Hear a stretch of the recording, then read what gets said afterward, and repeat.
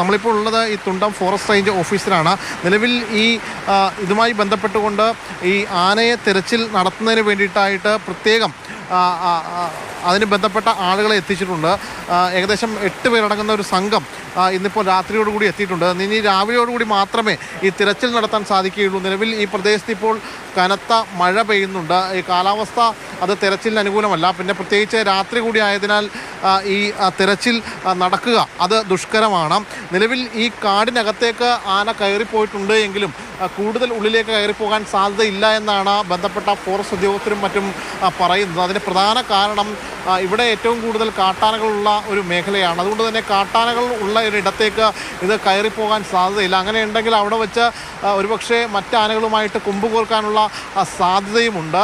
അതൊക്കെ ഉള്ളതിനാൽ തന്നെ ഒരുപക്ഷെ ഇനി നാളെ രാവിലെയോടുകൂടി ആളുകളെ കാണുമ്പോൾ ആരെങ്കിലും കണ്ടു കഴിഞ്ഞാൽ അവരുടെ ഒപ്പം തിരികെ പോരാനുള്ള ടെൻഡൻസി കൂടിയുണ്ട്. അതുകൊണ്ട് ചിലപ്പോൾ ഒരുപക്ഷെ പേടിച്ച് നിൽക്കുകയാകാം എന്നിങ്ങനെയുള്ള നിഗമനങ്ങളൊക്കെയാണ് നിലവിലുള്ളത്. എന്തായാലും രാവിലെ 6 മണിയോടുകൂടിയായിരിക്കും ഇനി തിരച്ചിൽ നടത്തുക.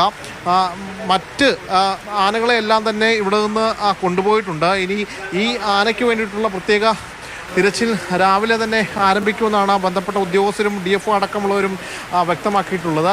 ഇനി നാളെ രാവിലെയോടുകൂടി ഇതിൻ്റെ കാൽപ്പാടുകളും മറ്റുമൊക്കെ കണ്ടെത്തിക്കൊണ്ട് ഇത് എങ്ങോട്ടാണ് പോയത് എന്നത് വിശദമായി അന്വേഷിച്ചുകൊണ്ട് തിരച്ചിൽ നടത്താനാണ് നിലവിൽ തീരുമാനിച്ചിരിക്കുന്നത്.